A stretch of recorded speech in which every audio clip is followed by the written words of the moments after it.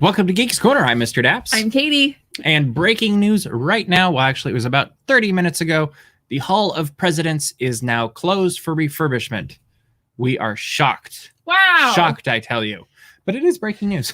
It is. We just saw it on the Twitter sphere, literally like 15 seconds. And it's on the Walt Disney World app. And it's very appropriate because we got a postcard from Clocky this week of the Hall of Presidents with Abraham Lincoln speaking, I believe. And we were speculating like there's going to be an update to the Hall of Presidents.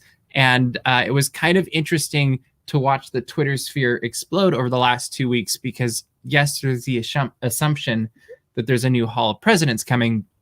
But there was also this rumor going around, and who knows, maybe someday it'll come true. I don't know, that the Muppets would be taking over the Hall of Presidents. Yes. Because the Muppets obviously said they were going to have a big announcement, which they did. And we will talk about that. But first, we're going to talk about Hall of Presidents. And if you would like to talk with us throughout this show, what should they do, Katie? Go to geekscorner.live, and on there, the video will be there. And you could go in the chat box and you can say, do, and you could tell us your opinions. Or if do they have to make the noises they're typing? Yeah, that one. You don't have to because we can't hear it, but it is preferred. You can also go to Twitter and use the hashtag Geeks Corner. Say hi to Roger while you're there. He will love it. That is absolutely true. And so popping back into Hall of Presidents, if they were to put the Muppets in the Hall of Presidents, how would you envision that working? Hamilton. I'm listening. The Muppets do Hamilton.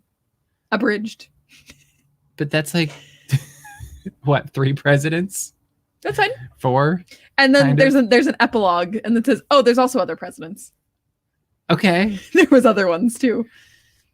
Okay. Mm-hmm. All right. Well, that's something. Okay. Bailey says, listen, replace the Hall of Presidents with the great moments in American history performed by the Muppets. That was a brilliant show. I would like to see that return, even updated. I don't care. I was going to say, I'd like to see more of it. Like, yes. Instead of just 2 shows, I'd like to see multiple. Yeah. I think that would be very fun. And I think you could do different eras of history also. That'd be fun. Off the top of my head, I think you could do something kind of fun with probably Theodore Roosevelt. Like there's something. First thought was Nixon. That would be funny, and maybe I don't know. Funny. That could be a problem. I think JFK you could probably do something contemporaries with. Right there. True. JFK though, I feel like he could do something really good. With, like his inauguration speech. Like I feel like they could have fun with. Abe Lincoln, I think you could probably do something with. Maybe with the younger Abe Lincoln leading up to his presidency, and not the Wright brothers. There you go. I like Bailey's that. on a roll tonight. Put the Wright brothers in as with Gonzo and another character. I like that. I feel like Rizzo would actually be really funny. Kind of go for that. They have a good. Hello, it's a plane. I am curious if we're gonna see Rizzo again. To be completely honest, like don't say that. Just because of I haven't seen him in a while. I don't know. Like hello, it'll be interesting to see. My park. But no, seriously, like what would you do with the Muppets in there? I feel like it would be the best place to do an elongated form of Great Moments in Muppet History, or Great Moments in American History with the Muppets, whatever it's called. So would they just kind of go through? Because I don't want it to take away from the historical aspect. You know what I think they should do? What should they do? They should do an abbreviated history lesson of all of the American presidents. Oh, and my gosh. Instead of them, and obviously they're going to do highlights of American history and talk about that. And basically everything you hear is it Angela Bassett right now that's the narrator. So. All of that stuff you would have Kermit do very nobly, or maybe even Sam Eagle. Maybe Sam and Kermit or something. Be very nice.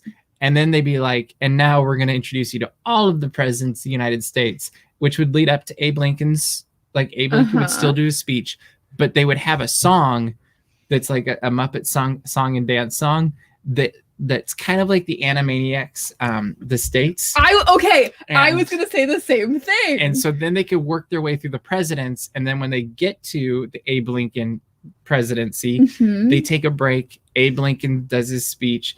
and then they go, hit it. And they go back into the rest of the song and they go, and now you're stuck with this guy. And it'd probably be Rizzo that said it. Yeah. Like, he'd be like, and now you're stuck with this guy and whoever's the current president, because then you don't actually have to change anything. The rest of it would do their little speech. And I love that you and I share a brain. We both thought about the anime. And then in this case, like Biden would be like, thanks, Kermit. And I want Biden to say thanks, Kermit. I feel like he would. Oh, he would. Yeah. Oh, he totally would. And then you'd have like and then you'd have Gonzo show up with ice cream. Yeah. Then it would be fantastic. As long as Biden's animatronic has an ice cream cone from Gibson Girl and he says no malarkey. That's it. That's all we need. I feel like Biden just needs to go to Walt Disney World now. Yeah. But I think they could have some real fun with that if they were to go that direction. I kind of doubt they will. Yeah, they won't. I would be pleasantly shocked if they went that direction. That's what I'm going to say. I do want it to keep its historical aspect though. Like, well, it would. It'd be very historical.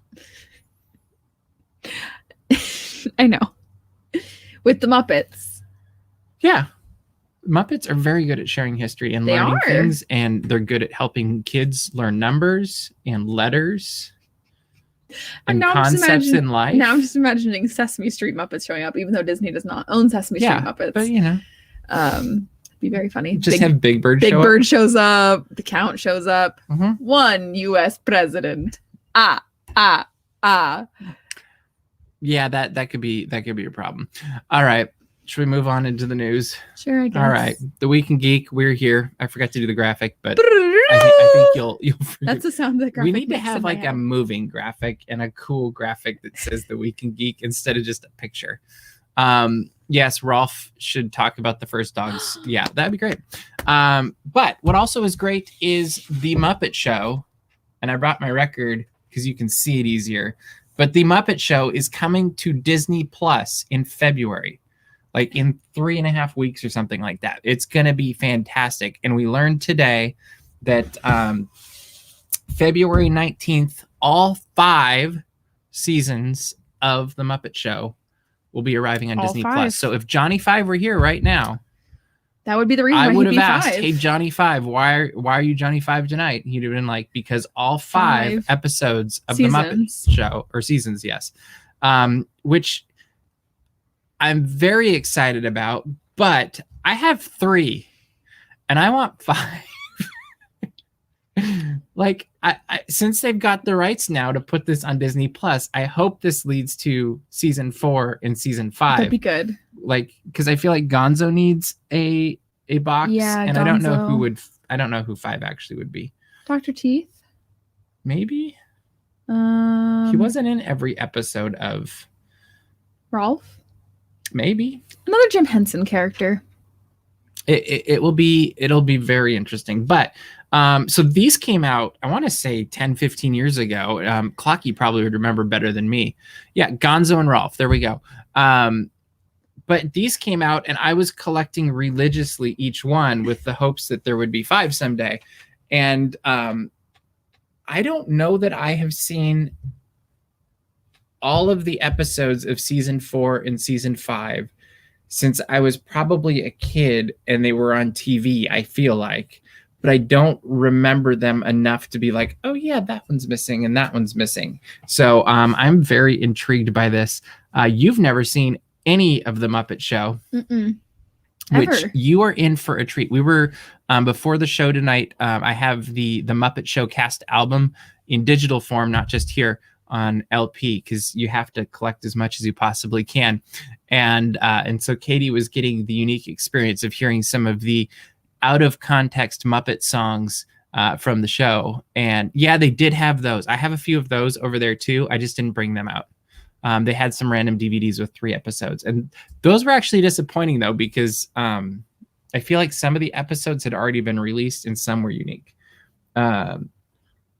I also had the unique opportunity. So Mr. Daps is saying that I had the unique opportunity to hear Muppet songs out of context. Yes, that is true. Yep. I also had the unique opportunity to listen to Mr. Daps at the start of every song go, that's a good one. This is a good one. This is a good one. Spoiler alert, every single one was a good one. Yeah. I loved it. It made me laugh that every time. That's a good one. Good Grief, the Comedian's a Bear. Good Grief, like, the Comedian's that a Bear. one's a fantastic one. Like there's a lot of good stuff on that album. But it's going to be really cool. I'm hoping they have bonus features. I think that could be really cool too. And I'd like that a lot. Yes. And but I'm really looking forward to being able to see season 4 and season 5 and really like, I don't know, get to know them as well as I know the first 3 seasons. And I'm excited to watch them at all. Yeah. And I will be curious to see if it's one of those things that you start binge watching. Because I do remember actually this was, I don't know, not early on in DAPS, but it was fairly early-ish in DAPS. And I do remember, so that was pretty far back. So it was 10 years ago. And I do remember I would just put one of the DVDs in and I'd be writing stuff and just watching it as it went on. And I would just go through episode after episode after episode. Not the way you said 2010. And I was like, oh, so that was like last year. Like I saw it 2010 and I was like, that was so recent. Then you said 10 years and I went, yeah, huh. These are old. That's crazy. But they're cool too because each of them are like, they're 3D. They look very nice. And they have like, I don't know, like they're fuzzy. I do think, they are fuzzy. I do think that I will probably watch them, like give them a good honest watch, and then I'll probably have them on in the background. Because I like having Muppet content on the background because it's happy. Well, and there's some like iconic episodes that you're just going to watch and you'll be engrossed each time. And, like Steve Martin's popping into my head, and like there's a few of them that are really good, and there's some things that are just absolutely ridiculous. And I'm totally spacing his name right now. The guy that did the voice for Phantom Manor, scary guy. Scary guy? Who's scary guy? Oops, wrong release dates. Kermit was 2005. That actually feels more correct to me. I don't remember. Anyway, I'm looking forward to you seeing him. There's the original pitch reel on this one too, which is really fun. Looking forward. Vincent Price, thank you. Thank you, Clocky and Robert. Looking forward to it because you obviously reference the Muppet Show a lot. Also, one of our very close friends references the Muppets a lot. So I feel like I'll be very clued into the conversations more when I'm around you two. They want to know if you'll be playing Muppet music at Muppet Box. That would be cool. If I was allowed to play Muppet music, I would. Fozzie, see, that feels more right. 2005 to 2008. And honestly, I think that my manager, if I started playing Muppet music, I don't think she would question it. No, I think it'd be fine. But I'll play it in question my head. if we'll get 2 more of these. Like, I would buy them. I don't know that they're going in the way of physical media at the moment.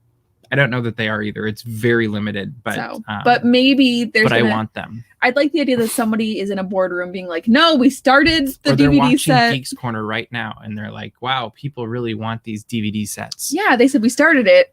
It's just 2 more. Mm-hmm. I'd like that. I just feel like you should finish it. And like even a few years ago, you could still find a couple of these in Target. The dancing scenes with the jokes and the one-liners, those are fantastic. Yeah. Yeah, there's so many good. Well, and I just love hearing all of these songs that were probably fairly popular when they were recorded into Muppet music. Mm-hmm. And I just think about like what would happen if they did that today. Like it's just insane. And the closest thing we've got is Smells Like Teen Spirit. Mm-hmm. But that wasn't current when they did it. Right. But I'm saying like that's the closest thing the Muppets today have done. And it'll be interesting that you said Muppets today, and I went to Muppets Tonight in my head. I'm like, is that what's going to come next? That'd be nice. Roger Miller episode, good choice. Yeah. But yeah, keep letting us know in the comments which episodes you're looking forward to. Julie Andrews was fun. Yeah, there's a lot of really fun things that you're going to get to see. Mark Hamill, you will love. It is ridiculous, and I can't believe they let him do that. Yeah, it'll be a lot of fun. All right, we are going to move along tonight we're going to just kind of jump all over the place. And it was announced, this was what we thought the show was going to be about tonight, but we're going to do it much shorter. We found out this week that these pieces of plastic in our wallets are worth absolutely nothing because they're giving us refunds on our annual passes. And so after 26 years, I am no longer an annual pass holder at the Disneyland. Than I've been alive. Happy birthday. But no, the Disneyland Annual Pass program has ended, and lots of people have lots of opinions on this. And Katie, what is yours? I'm very sad, and I think honestly to say anything else is a lie. Because it felt like a gut punch, honestly. It doesn't matter that there's going to be something else. It's the ending of the current program, and knowing that at this moment in time there are no Disneyland Annual Pass holders is a really sad feeling.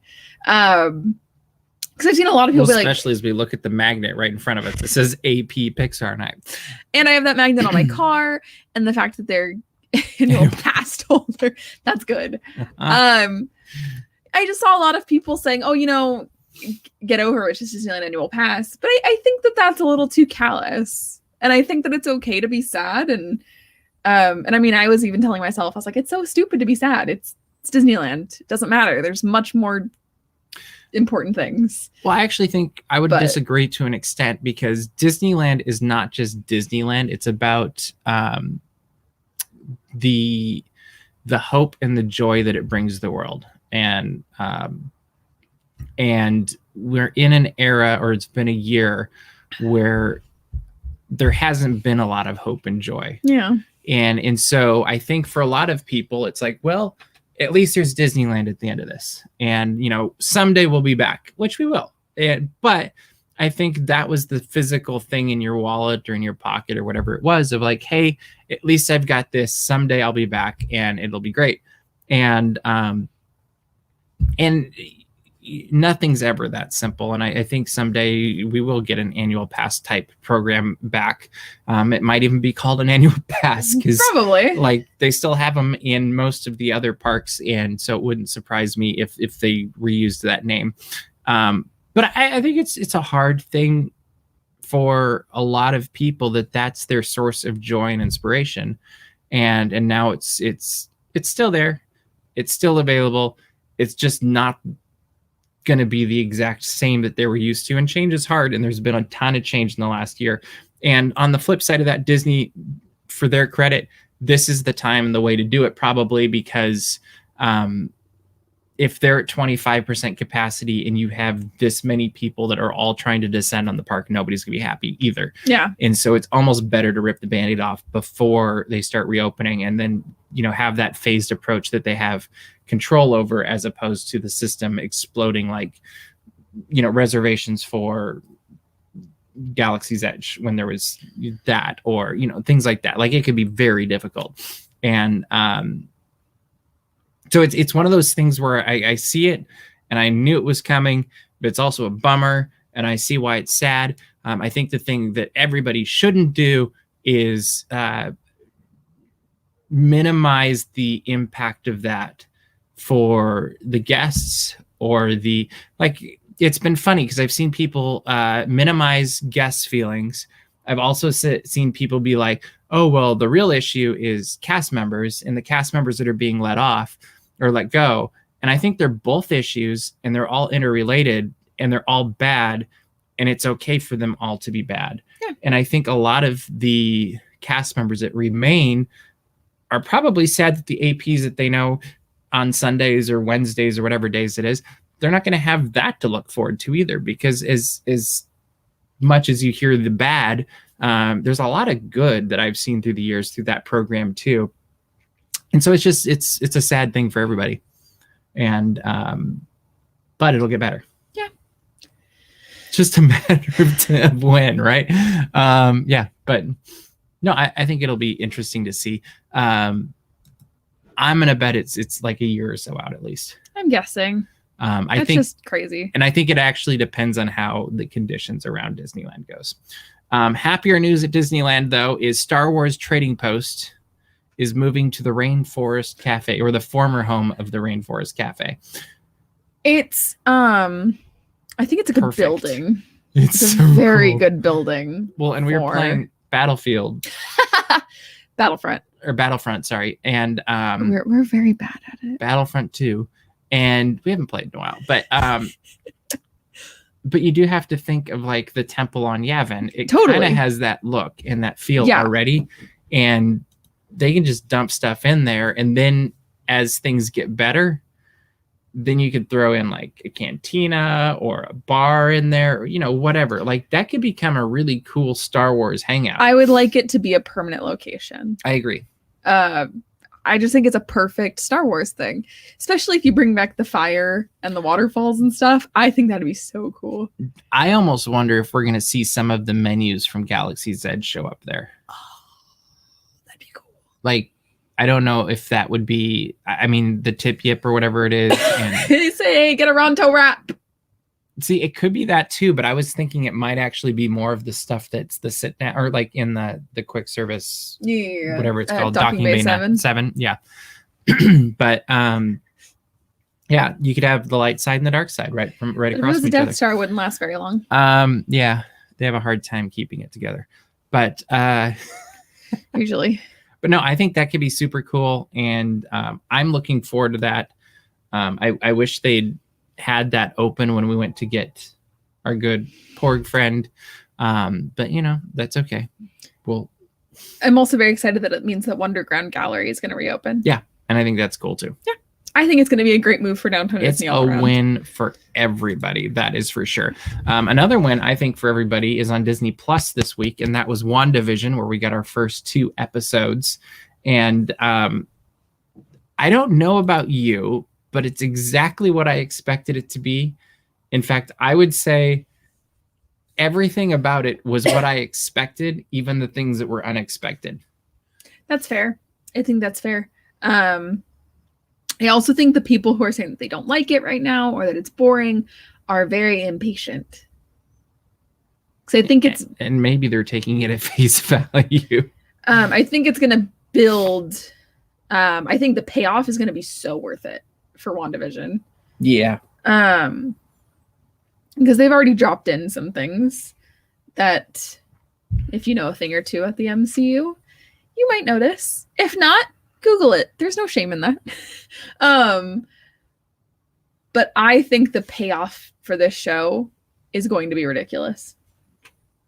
Yeah. I don't know what that's going to be. It's going to be ridiculous, and I have a feeling it's going to be heartbreaking. Oh, for sure. Like I kind of have this hunch that it's going to start out all happy, and I mean, it's kind of going to be like how television evolved in many respects, where you think of like the Dick Van Dyke Show and the Andy Griffith Show and all of those shows from back then. They're always kind of happy, and you have your moral at the end of the show. It's like, that was funny. Yeah. And then you move into the 60s where they get color, and you have to end every show laughing. And you know, Star Trek being a prime example, but you know, you always have that end of and that went on for a decade or two. And then I feel like it started getting like a little bit darker and dealing with things. And I feel like they can do the exact same things. Yeah. And as things progress with Wanda in the MCU and all of these things, yeah, I think Angela's exactly right, as are you, that it's going to be a slow burn that suddenly is just going to blow up in our faces. For sure. And it's going to be so sad. I already know that. Like, there's this eeriness almost. There's 7 more episodes. Is that right? There's 9 episodes total. So yeah. Yeah. I can do math. I'm so proud of you.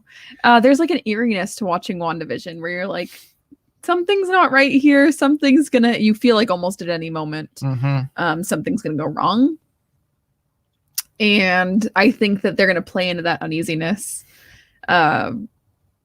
I'm so excited. Like, I'm really excited for what's going to happen in this week's episode, and then where we're going to be in 6 Do we more know weeks. what this week's episode like theme from a show standpoint is? Like, where it's like, I feel like you're kind of heading, if I were the producer for this show, it's like, oh, well, now we're going to do the Brady Bunch. Like, it seems like Brady Bunch or Star Trek, you know, like that era is the next phase. I would think it'd be Brady Bunch. Although that's 70s, isn't it? but they're going to the 70s. Oh, then yeah. Because this last episode was the 60s. Oh, that's right. I just got confused because it was mostly black and white. It's okay, but it's the style of it was all 60s. It very much reminded me of Pleasantville. Yeah. Like this episode in particular, like there were lots of things that I was just kind of like, huh. So it's very funny. Which there's a connection. And I might be talking to myself on this one, and that's fine. I hope that someone there knows what I'm talking about. In the video game Fallout 3, there's people that are living in a simulation, and it's literally you go into a black and white simulation. It's like this 50s town. Everything's super happy. Turns out there's this deep dark secret that you have to unlock to get out of that. That is what the show keeps reminding me of. So you're saying this show actually is Pleasantville. And here's my logic. Say it. So this show, Pleasantville, who stars in Pleasantville? Tobey Maguire. Tobey Maguire. Are you doing like 6 degrees of played separation? Spider-Man, who's also been seen in the upcoming, like he's been getting, like they think he's going to be in the next Spider-Man film. So maybe they're connecting everything. Wow. Maybe. I don't think so, but I like that thought. That's good. That would totally mess with you. And then William H. Macy shows up. That would be random. Speaking of showing up, Disney has now made it so that you can show up at the home of a penguin. You say, "Hi, penguin," and the penguin goes, "Wah." How was that for a I don't know, transition into? It's great. So what they're doing is Adventures by Disney are now doing I think they call it an expedition cruise. But these cruises, some of them are going to the Antarctica, others are going to the Galapagos Islands, and you can see penguins. You may not have a car anymore because you might have to sell it to go, but I think I saw somewhere it was like $6,500 to go per person, which is a lot of money. That's so much money. But I think some of them are like 12 days. Yeah, they're 12 days for the Antarctica one. But you get to go on this ship called the Ponent, I guess, and we have all this stuff on the site, but it's super cool. And I am completely intrigued by this trip. And there's only 2 of them that are going all the way down there. And then there's, I think, more for the Galapagos Islands. But what do you think about, like, this is kind of the high-end specialized cruise that's kind of a mix between Disney Cruise and also Adventures by Disney, I'm guessing. Do you think this is like, to me, it's really cool where they're going. Like, I'm all about that. Smaller ships, probably a lot, whatever. But do you think we end up seeing at some point Disney Cruise Line with smaller expedition ships that are like 3 times as much to go on? It's possible, depending on how this Adventures by Disney. Because the cruise line originally used other ships. Yeah. I think it's very interesting. I just want to see a penguin, man. I mean, that would be pretty cool. They've got some really awesome looking excursions. Well, a penguin in its home. Yeah. Like, not because you can meet penguins. I just want to take pictures of the penguins. Like, can you imagine? Because you saw the Disney Nature film on them, and like that was amazing. And just imagine getting, like, if you had a good lens, which we do, you could be pretty far away and get some really awesome penguins really cool in their natural habitat. And I just think that would be ridiculously awesome. Yeah. I do wonder though, let's say these take off, and I'm assuming they're going to fill up pretty quick. Like, that's my hunch. I am surprised that not more sites covered it. Yeah. Like, it seemed to kind of just go under the radar of like, okay, they're going to South Pole basically. But what other places would you like to see one of these kind of expedition cruises? So be specialized, and it looks like they're kind of playing up the adventure component of it as opposed to just being a luxury cruise. It's a great question. And this might be because I just talked about this. I was just talking to my manager about the islands that have active volcanoes on them, and you can snowboard through, or you can ski or whatever, but you're not going on snow. You're going through volcanic ash because there's just volcanoes erupting all the time. Yeah, I don't think I'd want to do that. She said that it's like literally on her bucket list. It's one of those things she's wanted to do. My manager's traveled the world, by the way. She's a wonderful person. But like that's I feel like something that's like that's a real adventure. Like you want to talk about. Well, and I think you could even take like the Alaskan cruises, you could take to a whole new level. You could take the Hawaiian cruises to a completely different level. Japan actually popping into my head. Awesome. There's some places that you could go that would be super cool. You know, maybe the North Sea, Norway would be super cool. Like going the fjords. Yeah. Like places that maybe you wouldn't take the massive ship, but you could take some, like you can get in closer. And there's some cruises that do that in Alaska. I'd love to see Ireland. Yeah, you could do a Star Wars thing even then. And go to Octu. Yeah, but I think that would be super cool. And I just think, I actually think in some ways this is more exciting than the cruise lines because I like to go out and do things as opposed to just sit there and like, oh, I'm glad I brought 12 books. But you know, like sitting around doesn't work well for me. But no, that to me is way more intriguing than let's go to Castaway Cay. You know, like I don't know. Castaway Cay's cute. Yeah. But it's like, okay, been here an hour. Let's go. The thing about excursions on cruise ships is that they make me anxious because it's like you only have so much time. It's like, oh, I love them. You better be back. That's true. But I love them when they're done right. But speaking of doing things right, we've gone too long tonight. Uh-oh. So we didn't do it right. But Katie, what should they do? Should go to dapsmagic.com. Check out all the Disney and geek news as it happens. Subscribe to our mailing list so you don't miss out on anything. That is true. And make sure to subscribe to our YouTube channel. Murray continues to upload new videos from his holiday trip to Walt Disney World. We also did a live stream last week that you should go back and watch as we went through a lot of his adventures. And we've got an upcoming live stream, I think later this week, where we are going to go through the different Walt Disney World Resort hotels. I was going to say resorts, and I was like, that doesn't work. But that should be a lot of fun as well. And we will have that up. And then also on Sunday night at 7:00, don't miss it, but come on back to Daps Magic and click on the live button or just go to this YouTube channel. And we are going to be watching That Darn Cat for this week's Daps Watch. So join us for that as well. It's going to be a blast. But that is all the time we have for you this week. So we will see you round the corner. Bye.